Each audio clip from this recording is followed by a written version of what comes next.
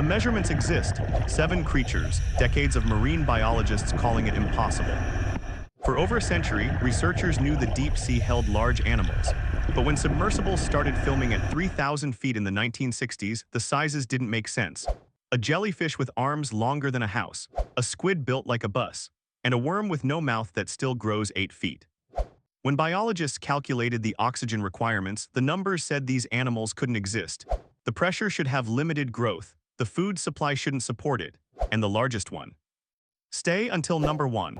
Even the researchers couldn't agree on what the measurements meant. The ocean's twilight zone begins around 650 feet. Below that depth, sunlight disappears, temperatures drop near freezing, and pressure climbs fast enough to crush unprotected surface life. Biologists call it the deep scattering layer. Sonar detected it during World War II, a false seafloor that moved up and down daily. It wasn't geology, it was biomass. Trillions of organisms migrating vertically through the water column every 24 hours, the largest animal migration on Earth, and nobody knew what was down there. Then deep-sea submersibles arrived, remotely operated vehicles, high-pressure cameras, and the footage revealed something evolutionary biology didn't predict: giants. Animals that pushed past what our models predict for deep-sea energy budgets and metabolic scaling. Tonight, 7 deep-sea creatures that reached impossible sizes, verified measurements from peer-reviewed research, and starting with a predator that shouldn't be able to feed itself.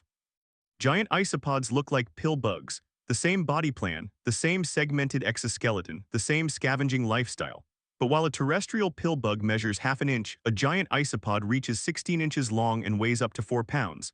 That's 100 times the mass of its shallow water cousins. The phenomenon is called deep-sea gigantism, but the mechanism remains unclear. The leading hypothesis is that cold water with low oxygen favors larger body sizes with lower surface area to volume ratios, improving metabolic efficiency. But giant isopods face an energy problem. Food in the deep sea is scarce. Most nutrition comes from marine snow, dead organic matter drifting down from the surface. The caloric density is extremely low, yet giant isopods survive. One captive giant isopod survived 5 years without eating. 5 years. Its metabolic rate dropped so low it entered a state resembling hibernation while still moving and responding to stimuli. Marine biologists still can't fully model how an animal this large survives on so little food. The energy budget doesn't balance, and the size implies predation strategies we haven't observed. But giant isopods are small compared to what hunts in slightly deeper water. The Japanese spider crab, Macrochera kempferi, has a leg span reaching 12.5 feet from claw to claw. Its body measures 16 inches across. It weighs up to 42 pounds. It's the largest living arthropod by leg span, bigger than any lobster or crab alive today. Arthropods are limited by their exoskeletons. Every time they grow, they must molt, shedding the old shell and hardening a new one. During molting, the animal is soft, vulnerable, and metabolically stressed. Larger arthropods require exponentially more energy and time to complete the process. On land, this limits arthropod size to a few inches. In the ocean, buoyancy helps. But at 42 pounds, the Japanese spider crab is pushing biological limits.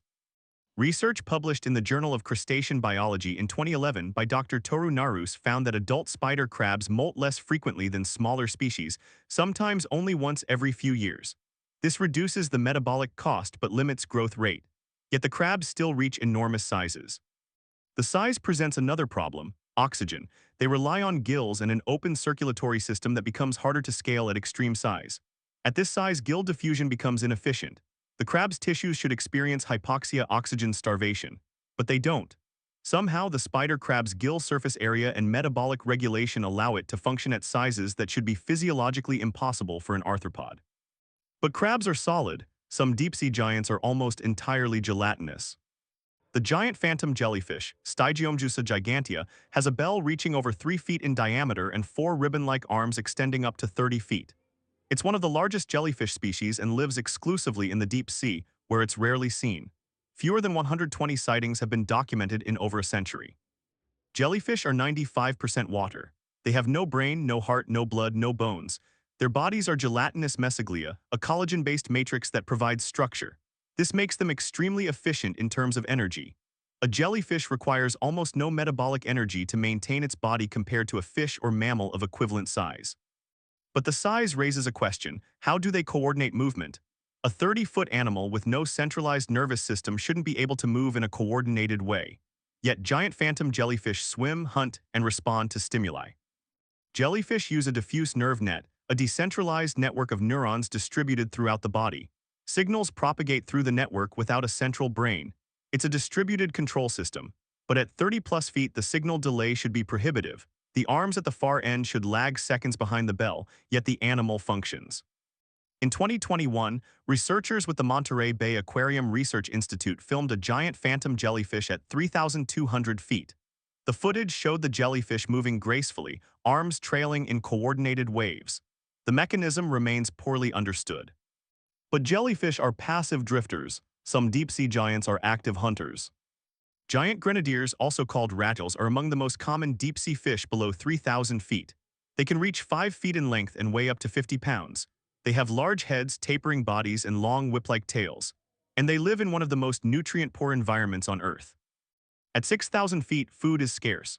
Most organic matter is consumed before it reaches that depth.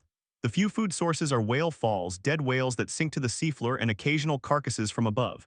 Yet giant grenadiers maintain large body sizes and active lifestyles. They're opportunistic predators and scavengers covering vast distances in search of food. Research published in Marine Biology in 2013 by Dr. Tracy Sutton used baited cameras to study grenadier feeding behavior. The fish appeared at bait within hours, sometimes traveling miles to reach it. They show up like ghosts to a carcass hours later from miles away. Their metabolic rates are extremely low, about 10% of equivalent shallow water fish, but they're still large, mobile animals. The energy paradox deepens with reproduction. Female grenadiers produce thousands of eggs, each requiring energy investment. Where does that energy come from? The caloric intake from scavenging shouldn't support reproduction at that scale. One hypothesis is extreme metabolic efficiency. Grenadiers may extract more energy from food than shallow water fish, processing every available calorie, but the mechanism is unclear. Their digestive systems don't show obvious specializations. But grenadiers are fish. Some deep-sea giants are mollusks with no internal skeletons at all. The colossal squid, Mesonychoteuthis hamiltoni, is the heaviest squid species on Earth. Adults reach estimated lengths of 39 to 46 feet and weigh up to 1,650 pounds. Its eyes measure 11 inches in diameter, the largest eyes of any known animal. Each eye is the size of a dinner plate. Those eyes are adaptations for deep-sea hunting. At depths below 3,000 feet, sunlight is absent, but bioluminescence, light produced by living organisms, is common.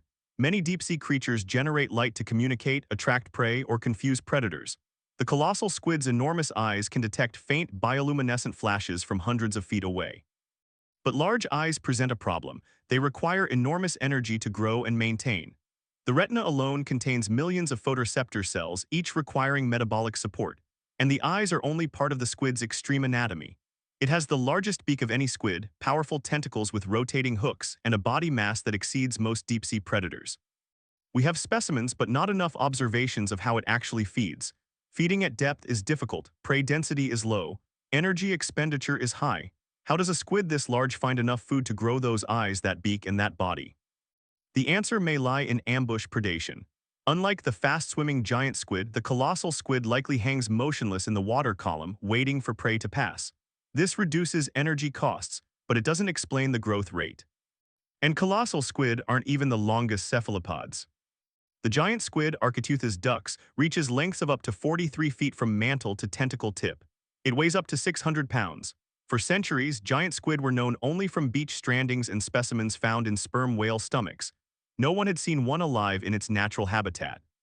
Then in 2004, Japanese researchers Tsunemi Kubodra and Kyoichi Mori captured the first photographs of a living giant squid in the wild. In 2012, they filmed one at 2,000 feet, active, hunting, and massive. The footage revealed something unexpected. Giant squid are fast. They're not slow drifters. They're aggressive predators capable of rapid movement. But speed requires energy. At that size, a fast-moving squid should require enormous amounts of food. Deep-sea prey is scarce. How does a 43-foot predator find enough fish and smaller squid to sustain itself? Studies suggest giant squid use high concentrations of ammonium ions in their tissues to provide buoyancy. The squid essentially floats without expending energy, reducing metabolic costs.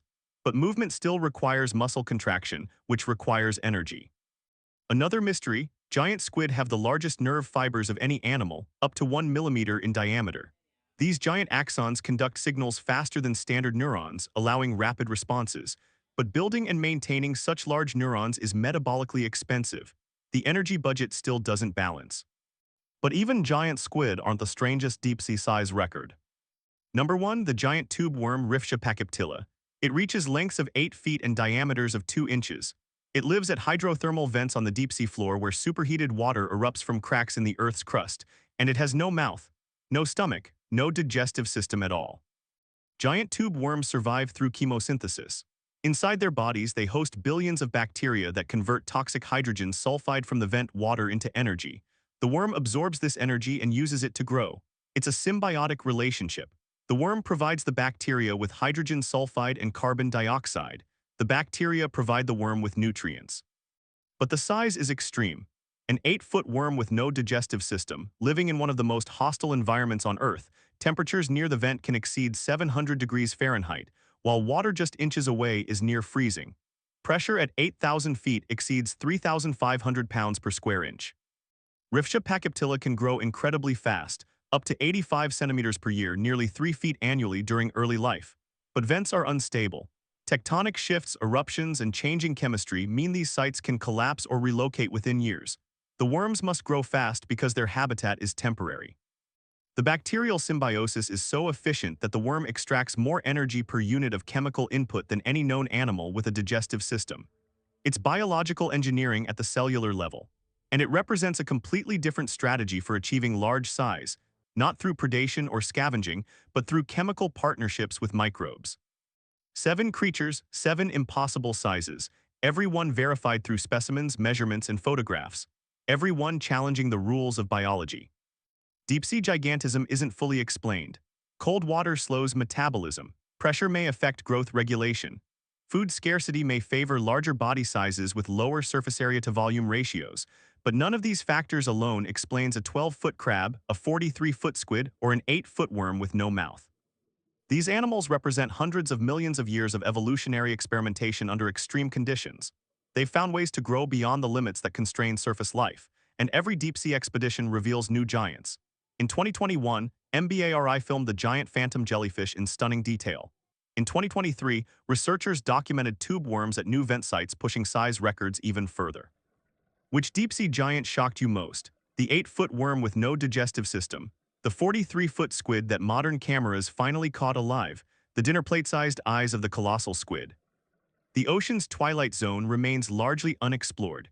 Every submersible dive reveals animals that push the boundaries of size, metabolism, and survival. And somewhere in the darkness, at pressures that would crush steel, something even larger is moving through the water. The numbers still don't close, and the ocean doesn't care. If you're fascinated by the extremes of biology, hit subscribe. Next week, the prehistoric marine predators that make these giants look small. The fossil evidence will rewrite everything you thought you knew about ocean life.